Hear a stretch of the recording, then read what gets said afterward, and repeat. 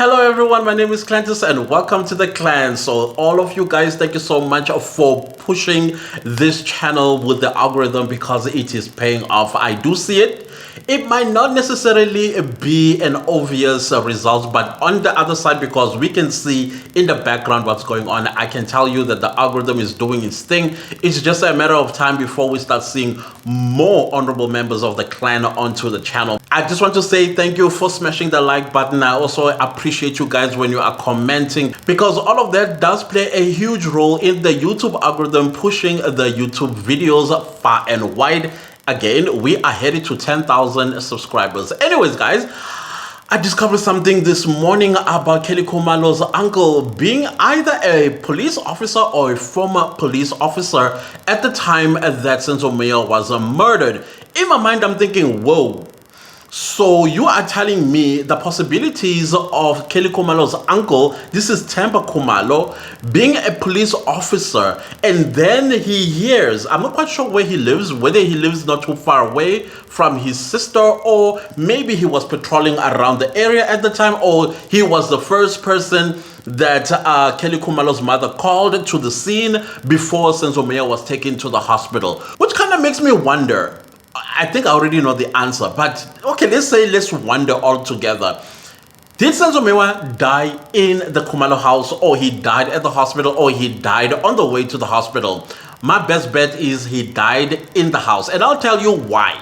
The first thing that I learned this morning is that Themba Khumalo's uncle is a police officer, or was a police officer at the time. And secondly, remember the first responders. The first responders, when they testified in court, this is Mthetho and Matebula. They testified in court that when they arrived at the Khumalo household, this is after they went to the park to check who is the perpetrator, or who are the perpetrators that ran into the park, and then they went to the Khumalo house. When they got to the Khumalo house, Themba Khumalo was at the gate already waiting for the police. And then Mthetho says he then tells them there was a shooting in the house, but he does not have all the details. The details are with the people that were in the house and they are at the hospital. And then Matebula comes and says, actually, Themba Khumalo did tell us that Senzo Meyiwa was here. He's the one who got shot, but the people that have the information were at the hospital. Okay, fair enough, because I was thinking that the uncle is just a layman on the street. He probably knows nothing about police work. But no, it turns out that he is a police officer at that time who understood very well the police training when it came to the crime scene.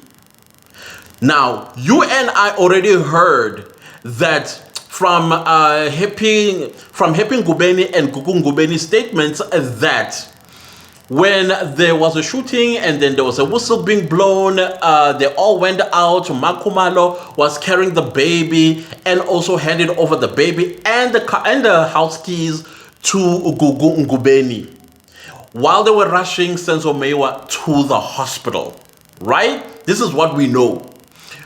But tell me, why when we read into Gugu Ngubeni's statement, it mentions 6 people? It mentions Mapiri, it mentions her mother herself, it mentions Julia, it mentions Themba and his wife. 6 people went into the Khumalo house. They opened the kitchen door, went inside. This is where Happy, or what's her name, Sylvia, sees water on the floor and asks Mapiri, what is this water doing when there was a shooting? Mapiri says, oh no, that's just alcohol, is not water. And then she started cleaning the crime scene. And when Sylvia asked Mapiri, why are you cleaning the crime scene before the police arrived? She says that no, she doesn't want the police to see that the people that were in the house were drinking. Now, Themba Khumalo, who is a police officer who knows very well that the crime scene should have been secured, but I'm not quite sure how long of a police he's been at this point, because the first thing he should have done when he told the first responders, no, you guys need to secure the crime scene. That is, if he was a senior member of the SCPS, he should have said, no, you guys are not going anywhere. You need to secure the crime scene. But no, he lets them go. So while they were gone, what was he doing? Because he understands He understands the crime scene. And I'm not insinuating anything here, but I'm just rubbing my two IQs here together because what they call it, witness number 12, this is Musia, is currently on the stand in the North Gauteng High Court in the Senzo Meyiwa murder retrial. And guess what he's singing? He just sang 2 or 3 extra exhibitions that he found when he went to the Khumalo household. Yet, we know that 2 officers have only mentioned the hat, the crutches, a bullet, a bullet projectile, as well as splatters of blood and 2 cans of alcohol. Now, where is the extra bullet hole that was on the tile coming from? Where are the other bullet fragments are coming from that are somewhere in the sink, looking all copper-like? No longer silvery. Remember Tab saying she saw a silvery looking object that was about 2 centimeters long, and to her probably it was a bullet shell, and she asked the police that were in there, isn't this what you are looking for? So now where all these other exhibitions are coming from? Now again, this happened in the Themba Khumalo's house. So I'm now going to play a role of a brother because I have a sister, and the last thing that I want her is to go to jail for something that's horrendous as the death of a person in her house. And I'm a police officer. How will I minimize suspicion going towards her? I think as a brother, I will play the brotherly role. I'm not going to say what that is, but I'm going to play a brotherly role to protect my sister from being suspected of a crime. Especially after my sister has explained the entire story to me. Like, okay, we were sitting, I was cooking, then the children came, and this what happened, and then another person came, pulled out a gun because he was fighting my daughter, and then boom, Senzo Meyiwa got shot. Now, we need to ensure that this does not point in my direction and in the direction of my children. As an uncle and a brother, I will do the brotherly thing. And knowing fully well what is going to be looked for when the police come and what to also put there, plant exhibitions, to divert away attention from my sister and her children. That's all that I'm saying, because to me, where I am seated, it sounds like that. That is if it is true that Themba Khumalo used to be a police officer at the time Senzo Meyiwa was killed. Again, I'm not accusing Themba Khumalo of anything. I am not accusing anybody of planting evidence in that crime scene. And I am not saying that, but I am saying the 5 people that are accused of killing Senzo Meyiwa, there's no case there. On that one, I am certain and I'm clear on it. They got the wrong people. The right people, and I still say, are the 6 people that were remaining after Senzo Meyiwa had passed on. They are the one who know who killed Senzo Meyiwa. No one else. But these are just a few questions that I'm asking because there are so many other questions that I'm asking. The water on the floor. Who cleaned Senzo Meyiwa's blood? Remember, during testimony, I think it was a testimony of witness number 3 or 4. They mentioned something, not 3 or 4, because those were, I can't remember who they were. Or it was a statement that was read that Senzo Meyiwa had a bullet wound that entered on his chest, like below his heart, and then it exited on the right shoulder. Meaning that there was an entry wound and an exit wound. That bullet, no one finds it. Nobody knows where that bullet went to. All right? But we hear there's a bullet hole on the tile in the kitchen. And there's a bullet hole on the kitchen door as well. So now, Senzo Meyiwa, when he was shot, he couldn't have been on the floor and the bullet was shot from underneath some, maybe let's say there's a floor underneath, and then somebody shot and it went through the roof and it went through him and out it went through the door. That doesn't make sense to me. So where is the second bullet hole coming from, and where are the bullet shells? Because they said there were 3.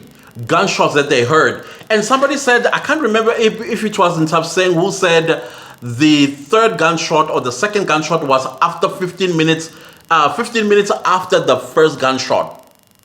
Meaning that Senzo Meyiwa is still in the house after the first gunshot. Now, when did the uncle come, and was a service pistol used to create a second gun hole either on the door or on the floor? Those are the questions that I'm asking. I know, guys, I am being a conspiracy theorist here at this point because my mind is going wild after I heard that the uncle is a police officer at the time that Senzo Meyiwa was killed. And my mind is still going wild and it is spinning at this point in time.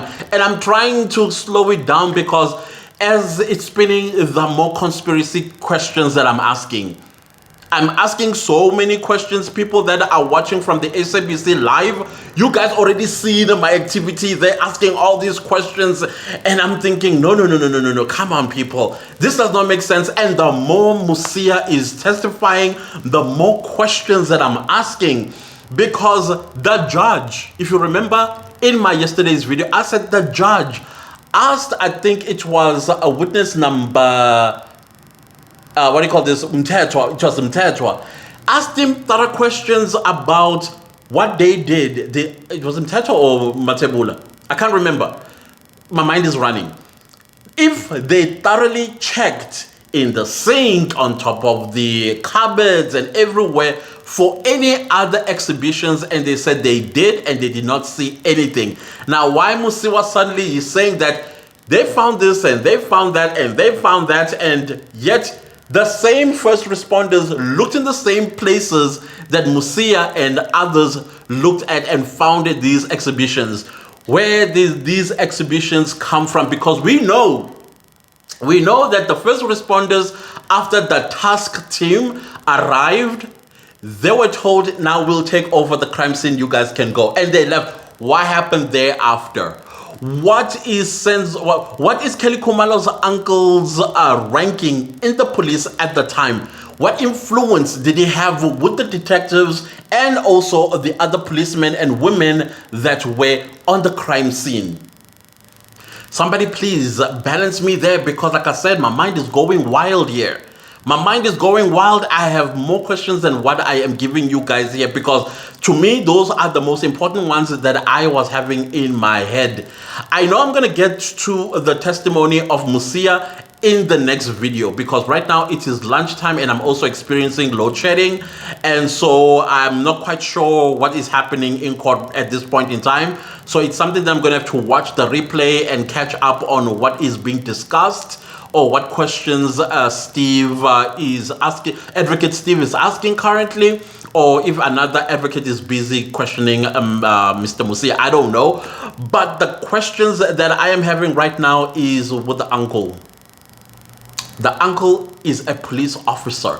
He knew that the crime scene needed to be protected. As a police officer himself, yes, that may not have been his case. Oh yeah, another question that I'm having in my head. Remember Baloyi, when he tried to sneak that gun that accused number 3 is already convicted for, double jeopardy, and then he mentioned something about a bullet head. I think Musia, in passing, mentioned an exhibition of a bullet head. And I think that's the one that Baloyi is going to now smear on accused number 3. And the question is, when the uncle was still the policeman at the time, what cases, I would be very interested to hear, what cases was he working on?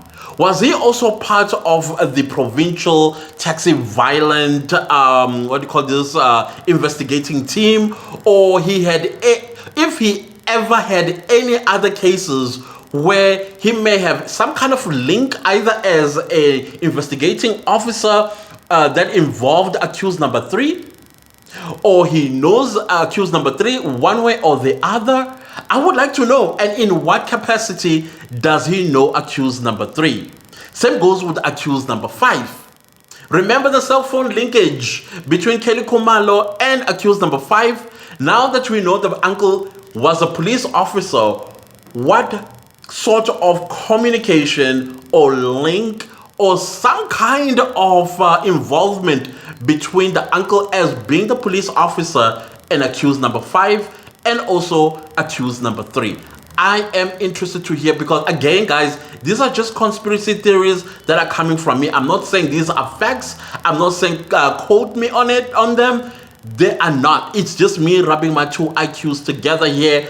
Please understand me on this one, because I am so confused.